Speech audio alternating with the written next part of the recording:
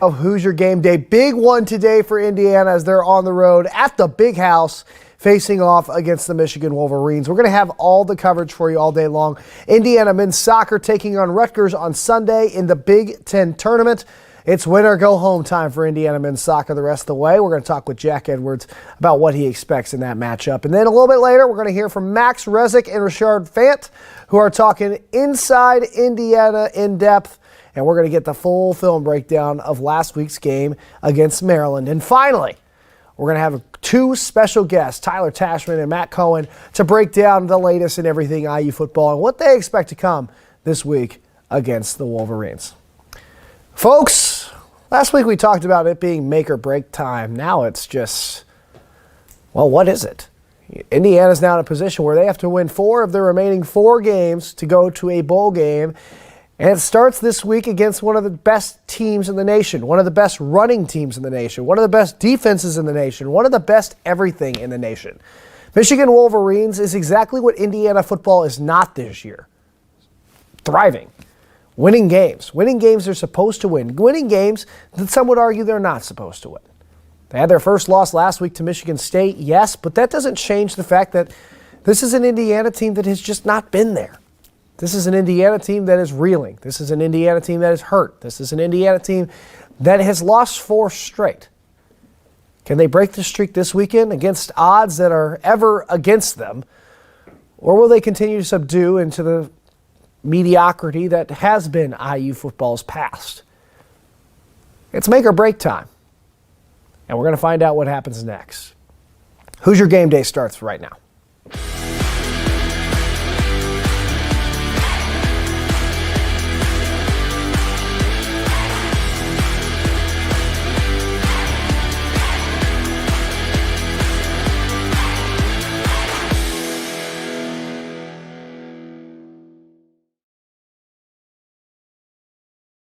All right, ladies and gentlemen, welcome back. Hoosier Game Day underway here with a little men's soccer coverage. Gentlemen, I mean, this is a men's soccer team that has just had a roller coaster of a 2021 campaign. You know, we've gone up and down, number 1 team in the country to being unranked, now back being in the top 20. I guess for you guys, when you look at Indiana, as they're going into this Big Ten tournament, we've seen them go on a hot streak, and then we saw them drop one in Maryland against a really tough Terrapin team. I guess, where is this Indiana team at heading in to this Big Ten tournament play? Are they going to play like a top 20 team, or are they going to play like an unranked team that we've seen them play like this year? You know, when you look back at the Maryland game, obviously the result wasn't what you wanted. Obviously they didn't win the Big Ten title, but I thought the performance overall for the full 90 minutes was actually really good. Now, obviously the 2 goals, not what you want to see, and IU had a few chances that it couldn't put away. But I think they're in a good spot, you know, despite them being the 3 seed heading into the Big Ten tournament. I'm liking what I'm seeing so far. I think if you look at the last 10 matches, you have 8 wins, 2 losses. You have 7 wins sandwiched with the 2 losses against Michigan and this most recent one against Maryland. I saw a lot of similarities where it was a good performance, but you couldn't finish those chances, especially Herbert Andelay. It's a very common theme with him. He gets a lot of chances. He's tremendous at opening his looks for himself. But if he doesn't finish them, you know, he doesn't finish them. Indiana had 2 one-on-ones in the first half against Maryland. You can score those. It's really good looks. And Maryland, you know, once they scored that first one, they kind of had a bit of they had the penalty that was saved. Then they had their second one scored. So really, I think that it's not too bad a loss in the totality of the last 10 matches. Very, very strong performances overall. I think only 3 goals conceded in their last 10 matches. So that's a very positive sign.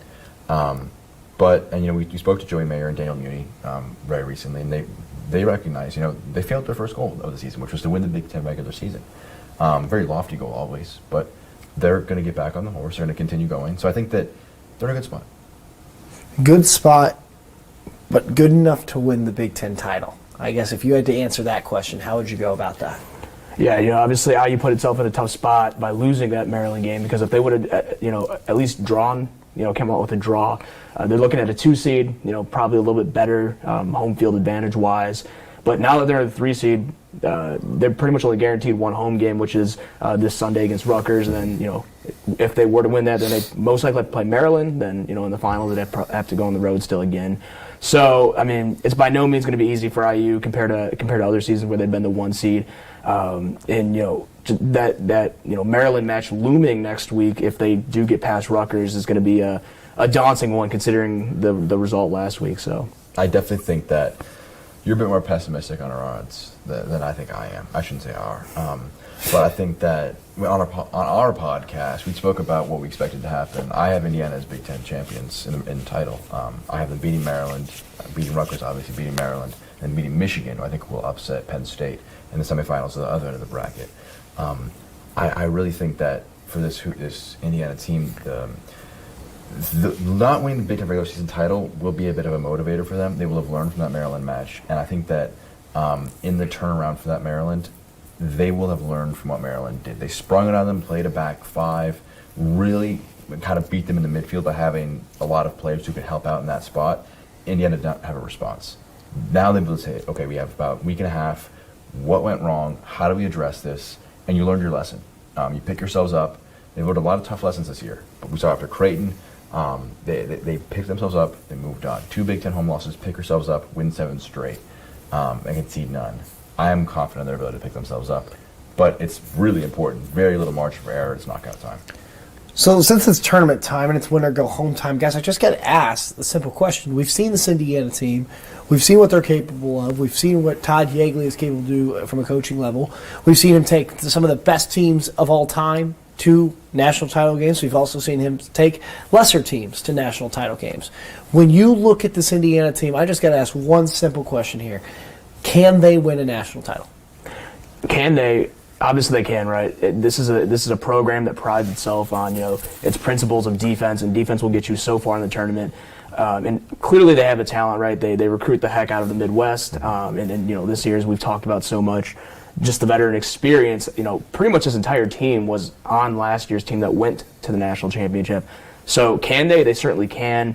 It's going to be a little tougher of a task, given that they didn't win the Big Ten regular season title, and their seeding for the NCAA tournament is going to be a lot rougher. They're probably not going to have that home field advantage deep into the tournament as they would in a really good year. So I think they can, but with the amount of teams that are playing so well this year, you think of Georgetown, you think of Washington.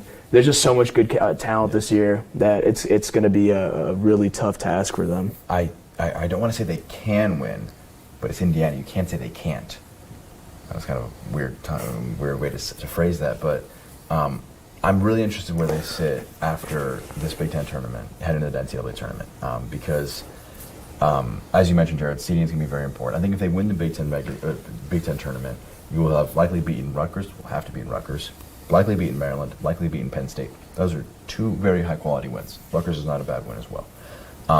That could push you into the top 8, which gets you pretty far. I think the top 8 actually gets you seeding, correct me if I'm wrong, Jared, home field advantage all the way through to the College Cup, if I'm not mistaken. Maybe one match.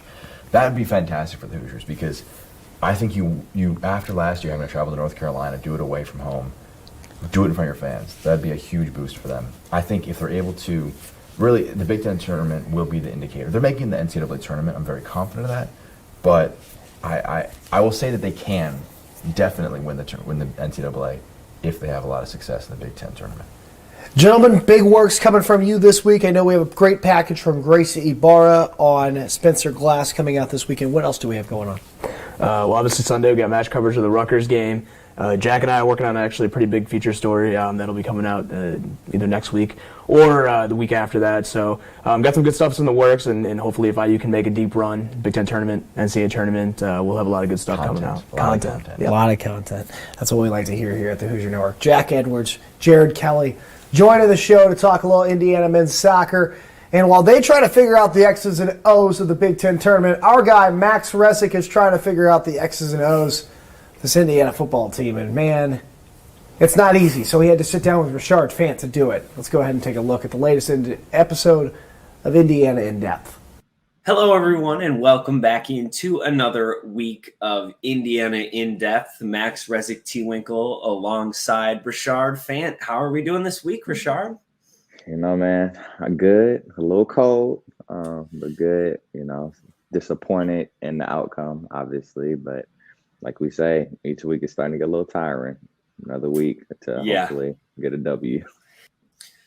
So the first thing you mentioned, the cold there, I just wanted to ask you about what is it like, especially playing in a game like IU has this weekend up in Michigan, playing outdoors as the temperatures drop and drop. Yeah, I was lucky enough not to experience too many cold games, but my junior year we did play Michigan at Michigan in Ann Arbor, and it ended up snowing the whole game, but really bad the second half. And so, as a DB, there's going to be limited opportunities for them to pass because the snow and how hard the ball is. So it's going to be, man on man, a lot of running, physical game. You expect that with Michigan anyway, but it even get heightened to that level. But you just try to forget about it, get by the heaters when you're not on the field. Put some warm skin, we call it. It's just basically like some body lotion oil on to kind of warm you up a little bit. I wear long sleeves. So guys have their different things. You just try to stay as warm as possible. And I can't imagine. I know when I touch things in the freezing cold, it just like hurts a little extra. I cannot imagine what it's like as a lineman just pounding every play. Whew. Ooh, I don't yeah, want to do think not know. about that anymore. So we're going to jump right into our first play. A nice pass over the middle by true freshman QB Donovan McCulley. Just hits Peyton Hendershot on the run there. What did you like about this one?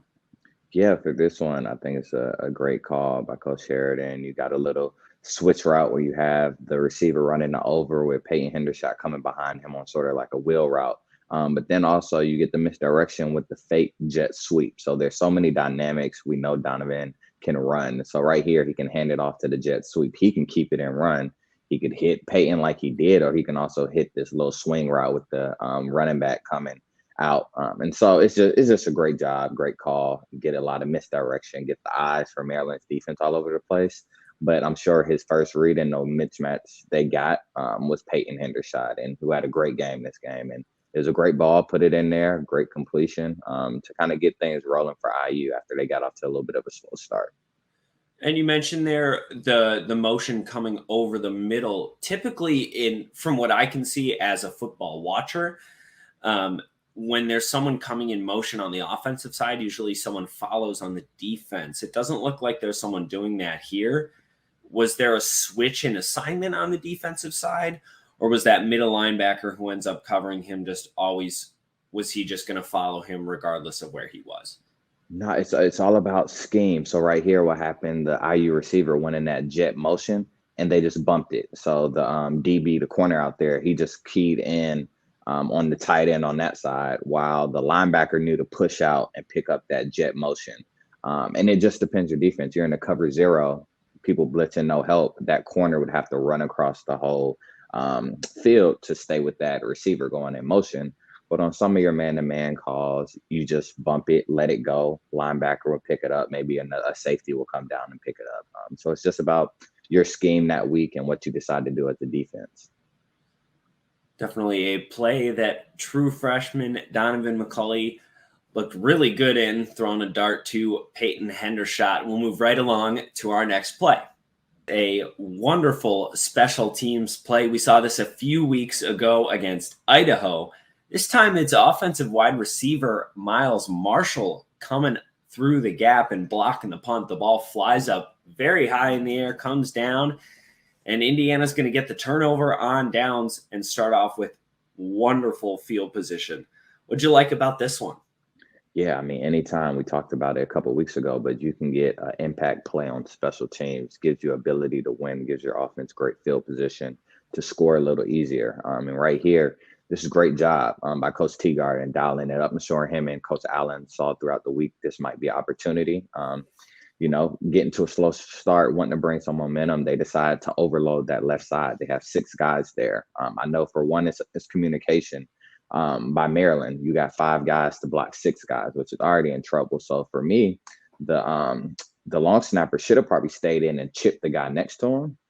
Or what they look like they tried to do is that left side guard tries to come across the formation, but it's just too much room, too much area and space to get over there between them. So I was able to get 2 guys on one. That's every special teams coordinator loves that when you're going to block a kick. And Miles was able to squeeze through there, stay to the side so he doesn't hit the punter. and get that big hand out there to get a hand on the ball. And so this is a great play. I'm sure Miles is wishing he got a little bit more on it to hit it back into the end zone so they could score, get a safety.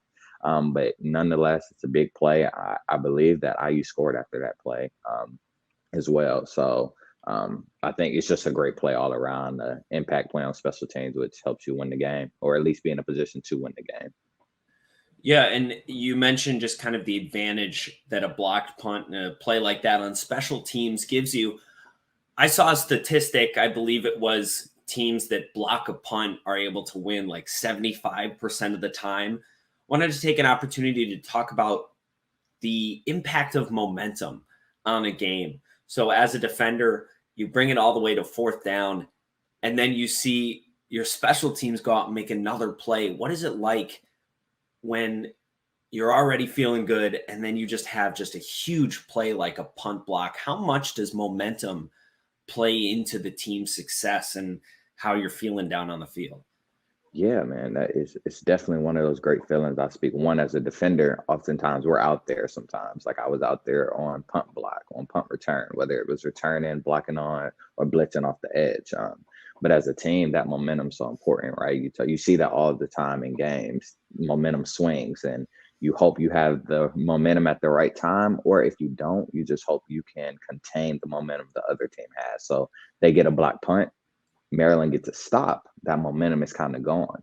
But what usually happens, a team gets an interception, block punt. That's why they talk about off of turnovers. You get that, or block punts, or long kick returns. If you can score for those, oh man, you just continue to add to your momentum. You also put the other team on edge, which is what you want as a player.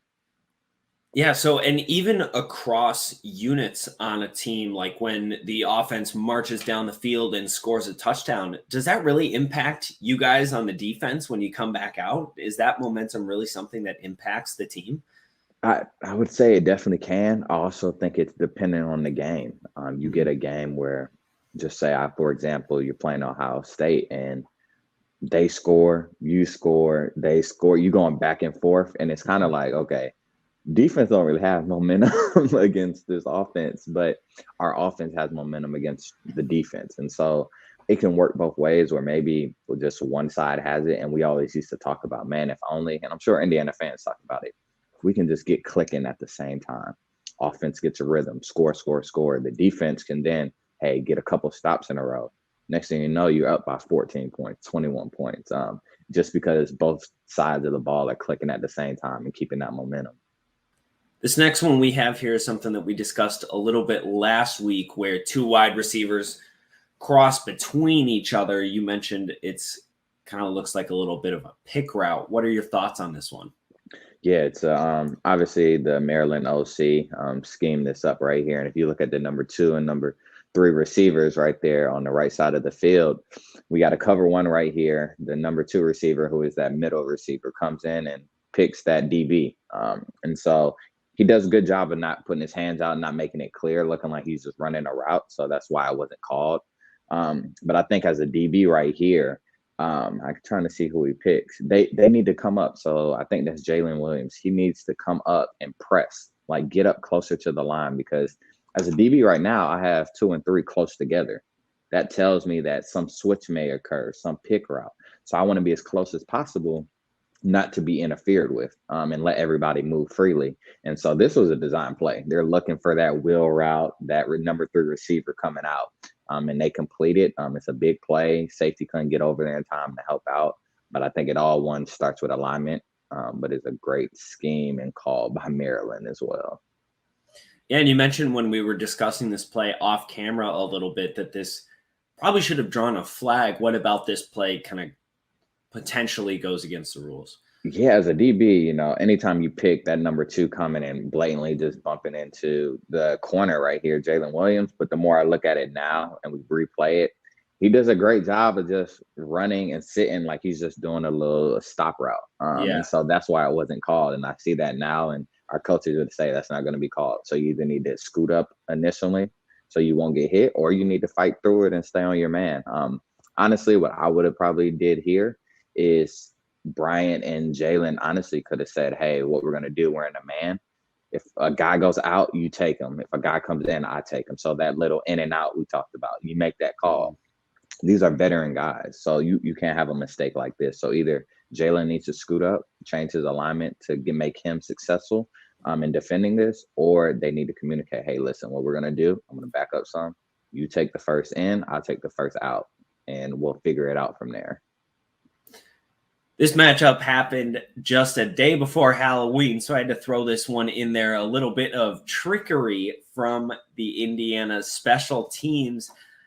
A fake punt. We have not seen this one, I don't believe, up until this point.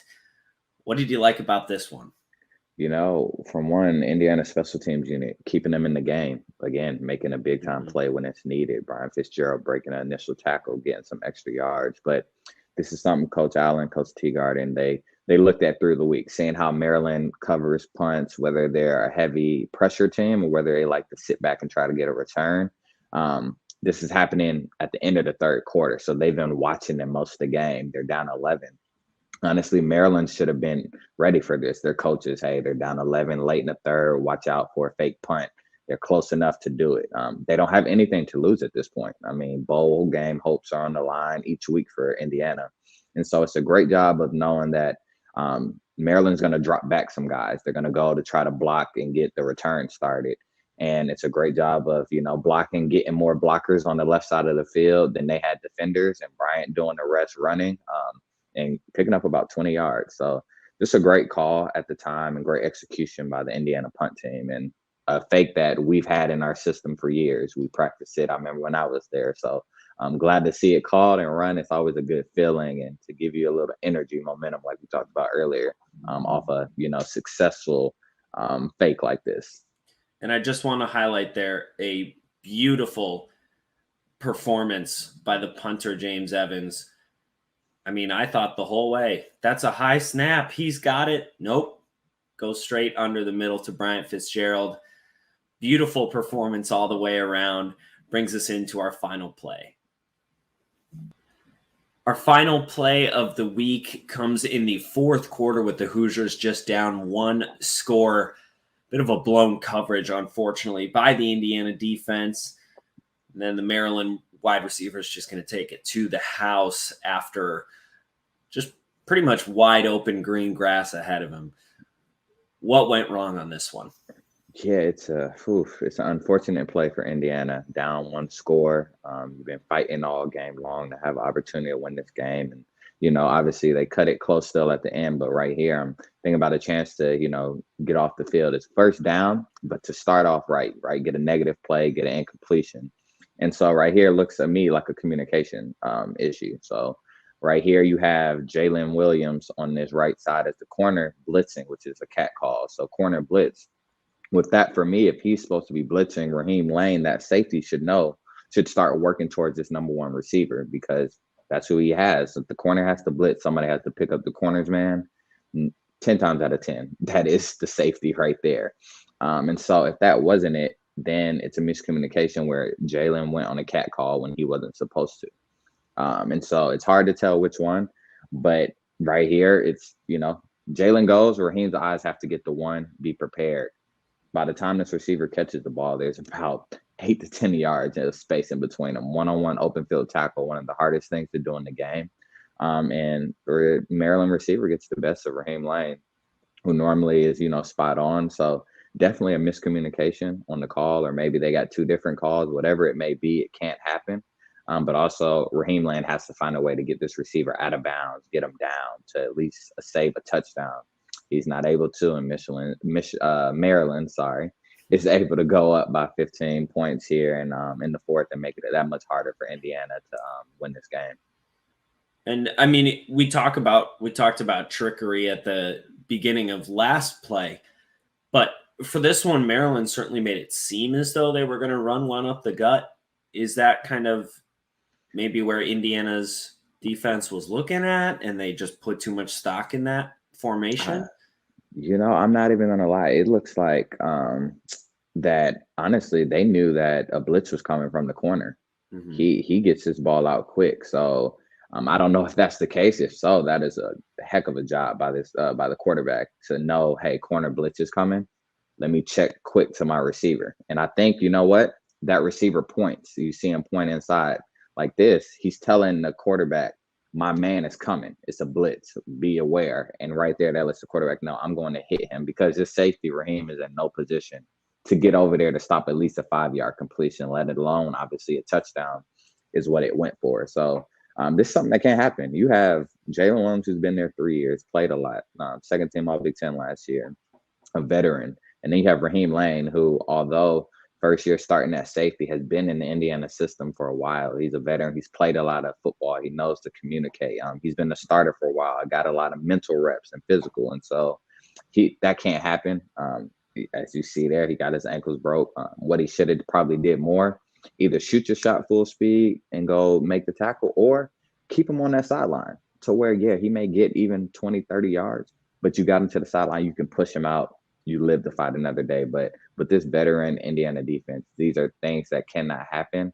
And as coaches would say, it's a sign of a bad and losing team. And that is currently what Indiana looks like this season, a bad, undisciplined team, which for the talent they have should not be the case. A tough break for the Indiana defense, and that score would kind of push it just out of reach, as the Hoosiers would eventually score another touchdown and keep it relatively in range, but they end up falling by just 3 points. That's going to do it for Max and Rashard this week. Hopefully the Hoosiers can put up a fight again this weekend in Michigan. But until then, we'll see you guys next week. Thanks so much, Rashard, and thanks for watching. Thank you.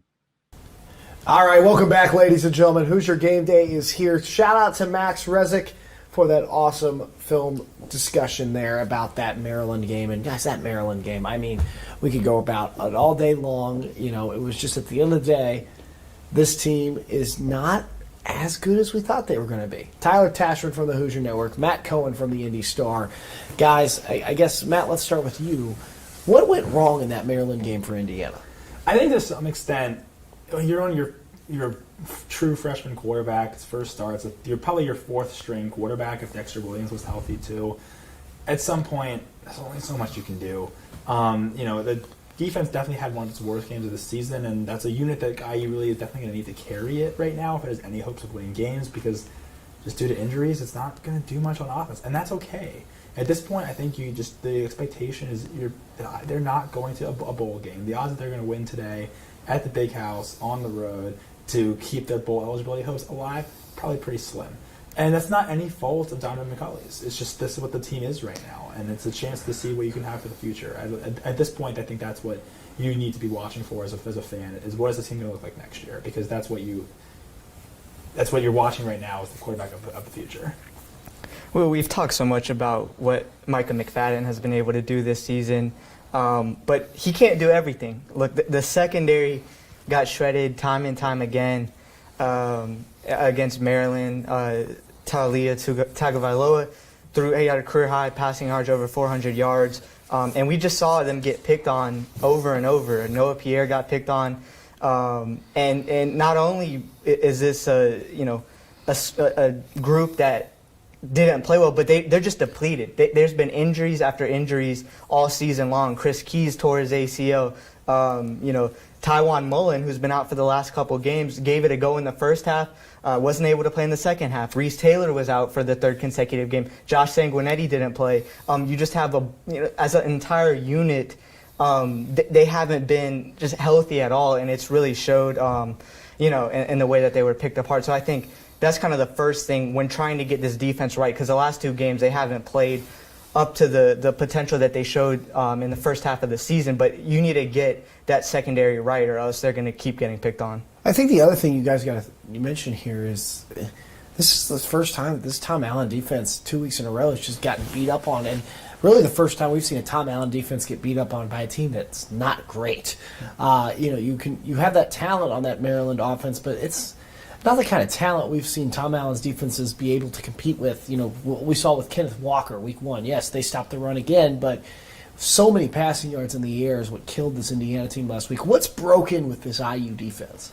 Well, I mean, broken is a great word. All the injuries, especially in the secondary. I mean, up front, the pass rush has been inconsistent, I think, throughout the course of the season. It's been, like, last year, IU led the Big Ten in sacks. It's definitely not been quite the same as it was last year. You had a lot of sacks out of the secondary. I know Taiwan Mullen had a few sacks last year. I think Micah McFadden, maybe IU's leader in sacks this year. Don't quote me on that. But, there's also guys like, Sio Nafua Gatatoa. I always pronounce that wrong, so I have no clue if that's right, but we're just going to go with it. He's not been the same guy he was last year up front. Michael Ziemba was on a lot of preseason watch lists. He's hardly played this season, and I don't know if there's been much of an injury to him. He just hasn't gotten on the field much, or certainly hasn't been productive when he has been on the field. And just as a whole, the defense hasn't, it's struggled due to injuries, as I think the key thing. Yes, the pass rush has been inconsistent, as I said, but it's in, when you don't have Taiwan Mullen, you don't have Reese Taylor, Devon Matthews has missed time. It's been all kinds of different injuries. You mentioned Josh Sanguinetti, too, has been out. Like, at some point, what do? You just don't. You have only so many bodies, and when you don't have your starters, there's not much you have at that point left, and that's not a problem. I mean, it is a problem. It's not something that someone's at fault for. It happens, and IU's just been bugged by that. Hey, Tyler, I know we kind of heard in press conferences this week Tom sounding more optimistic about Reese Taylor coming back alongside Taiwan Mullen. If you had to look through Tyler Tashman's crystal ball here, do you think those guys are coming back this week against Michigan? He's basically said the same thing that he said last week.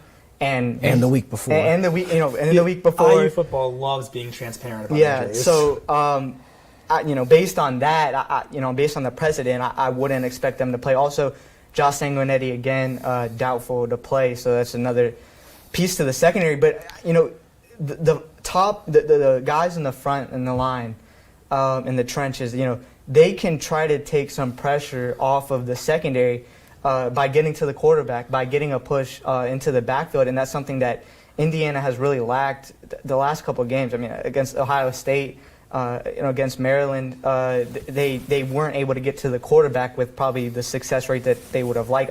Against the run against Maryland, they did a great job. I think they only maybe had 1 yard per carry, and that's a credit to the guys up front. But you can't rely on Weston Kramer, Ryder Anderson. Those are two transfers that have been huge for Indiana. But you need to show that depth. C.J. Person, Matt mentioned Sio. You need to have a whole host of guys, Jaron Handy as well, as guys that can try to create some havoc. And if Indiana is going to win on Saturday against Michigan, it's going to be because they create some turnovers, and that's going to start up with putting pressure on McNamara, their quarterback. Let's talk about Michigan for a second. Yes, they have McNamara at quarterback. They have one of their best rushing duos in not just the Big Ten, in the country. Defensively, they're top 25 in every category you can be in, pretty much. Offensively, they are, well, They're very good. They're arguably one of the best offenses under Harbaugh, which, depending on who you ask, isn't saying a lot. But bottom line is, this is one of the strongest, despite the loss last week at Michigan State, this is one of the strongest Michigan teams Indiana has had to face off against in Tom Allen's tenure. I guess when you look at that, when you look at where Indiana's at this season, I mean, do they have a prayer at all? No. We just got to that point. I mean, to win at the Big House with a true freshman quarterback, with all the injuries you have, I mean, that would be one of the assets of the whole season. And that's not it's not as, it's Indiana's gotten a little bit more reputation recently, and I don't think this is a game that's like, Indiana's not typical Indiana, like a pushover, but at the same time, this is not the same Indiana team that was ranked 17th in the country. It's simply based on the human beings that are on the football field at this point. And so, no. I mean, and Michigan's a great team. The fact that they lost last week, that was not a bad loss. They played really well against Michigan State. They just have an issue that only one team, and it was Indiana, only one team has been able to actually solve this problem. It's the Kenneth Walker problem. Because he is very, very good. Michigan had no answer for him. I do not know how Indiana's the only team that's had an answer for him all season, but it's how this season's been, right? It's been a weird year. But for IU to have a chance, it's going to need the defense to carry them. And, that means, their backs are going to be hurting because there's going to be a lot of weight they have to carry. A lot of weight, but Donovan McCulley last week having over 240 passing yards, 2 touchdowns. He has actually the highest QBR for a quarterback at Indiana in just 2 starts, and his numbers are great. He's already has 50% of Mike Penix's touchdowns despite throwing a fraction of Mike Penix's throws. I guess, Tyler, for you, do you look at this Indiana offense and think, okay, maybe there's some hope here at the end of the season. Maybe they are finally finding their groove? Based on Maryland, it does look like maybe they're starting to pick up some steam, but I think it's really interesting just to see the journey that Donovan McCulley has had since he got on campus. He didn't come to spring practice because he played for Lawrence North's basketball team, which got to the state finals. So he comes in the summer. He doesn't have that early window of spring practice. Some of the linemen we're talking about this week, like he just had trouble like getting the snaps off, like with the cadence. That's how kind of new he was to everything.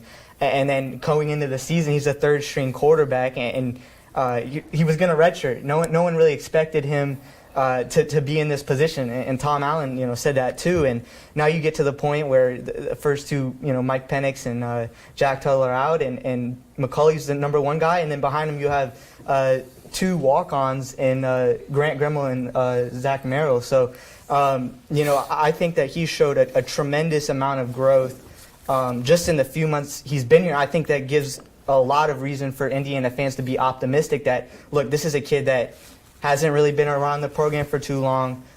He gets thrown into some high-stakes games really early on, and given all the circumstances, he has come in with a lot of poise, and he's grown a lot. So, I think if there's something positive to take out so far from the season, certainly the play of Donovan McCulley has been that. So, gentlemen, let me just go ahead and ask the question I think is on a lot of people's minds. If Donovan is able to keep up this level of play and continuously grow and get better each week, does Indiana have a quarterback question to answer this season? It's an interesting Or this question. offseason, I should say. Sorry. I mean, honestly, yeah. And I do think it's an interesting question. So you have four scholarship quarterbacks in Jack Tuttle, Michael Penix, Dexter Williams, and now Donovan McCulley. And you also have one coming in next year from Texas. Yeah, who's Josh Hoover, who is very good by all reports. I think he's been setting school records for passing yards, all that kind of. He's very good. He's not going to play right away. I think he's probably going to be the guy who will be that redshirt guy next year. But with four scholarship quarterbacks coming in, and three of them having played significant time, I'd expect at least a couple to transfer. And I think maybe, looking at someone like, obviously this is completely my opinion here, but I would be shocked if both Jack Tuttle and Michael Penix are on the team next season. I think one of them's gone. And I think that's just simply a numbers game because Donovan is the guy for the future. He's the highest rated quarterback commitment in IU's history. He's going to play, and he's getting the experience now. Does that mean he's the starter next year? Absolutely. No, I don't think that means that at all. But I think he's going to give it a run, and that's why I'd be surprised if all four scholarship quarterbacks on IU's roster right now are still on the roster next year. Anything you want to add to that, Tyler? No, I mean, I just think that it's a really interesting situation because you do have three guys that are, four guys really that are on scholarship could be in the running to start. I'm interested to see too, like what do the pieces look like around the quarterback too? Not only that, because Ty Freifogel is going to be gone, Peyton Hendershot's going to be gone, Stephen Carr is going to be gone. So it's not as much too just who's calling the who's calling the signals, but who are going to be the guys to take that step up for Indiana? Can Jacoby Hewitt be a guy to elevate his game? Can Javon Swinton be a guy to elevate his game? Can we see A.J. Barner, who had a 75-yard touchdown back against Idaho, who the tight ends coach Kevin Wright has really talked highly about? Can those pieces elevate the play of the quarterback? Because so far this season, we've kind of seen it hit and miss with that. And, this season, a lot of the offensive pieces were coming back. This was expected to be a really good offense. What is the offense going to look like next season when an already kind of struggling offense loses a fair amount of its pieces? And I would quickly just add on to that, just to wrap up, we've talked for our freshman year. I think the talking point consistently was just how young the IU team was, how many freshmen and sophomore. Now we're seniors, and a lot of them are too. This is going to be an offseason where there's a lot of transition. We've seen a lot of those young guys that IU has talked about as with guys with promise in the future. We go way back to the running back room. Guys like Steve Scott's out the window.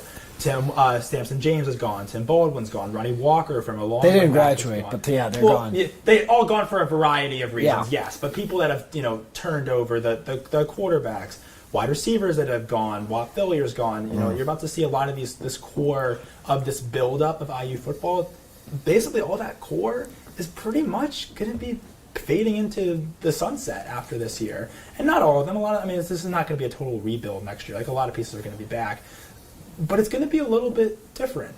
And I think this is kind of the start of seeing, well, you've built up this core that got you to what you had last year, getting up to a top 10 ranking in the country. How do you see what's coming for next year? Because you're going to have to work in some of these newer pieces to kind of replace that core, so to speak, that's over the past year or two started to kind of move on. All right, Tyler, started us off. Final prediction. Kickoff minutes away. Where are you going? Michigan 28, Indiana 13. Well, so you're going Michigan's not going to get that many points on the board, you don't think? No, I think maybe a little bit of a bounce back game from Indiana defensively. You mentioned the duo of running backs that Michigan has, Blake Corum and Hassan Haskins, both rushing for more than 650 yards this year. They have 10 touchdowns apiece.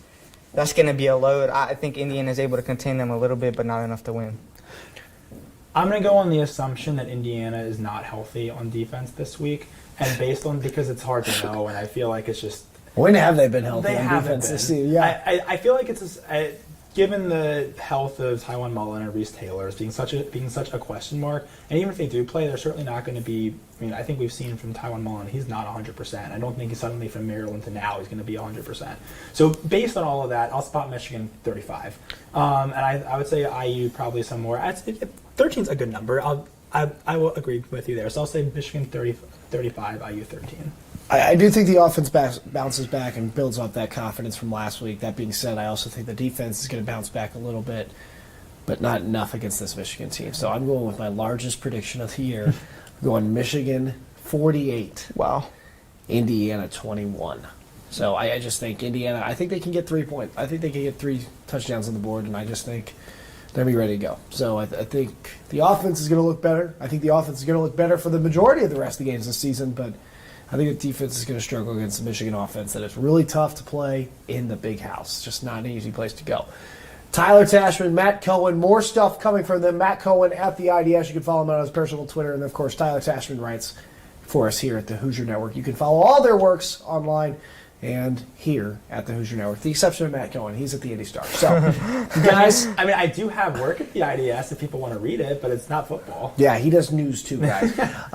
Matt Cohen can do nothing wrong and can do it all. Anyway, gentlemen, thanks for joining us. And also thanks to you guys for joining us. We appreciate you being here. And without further ado, turn us off and go enjoy a great Hoosier game day. We'll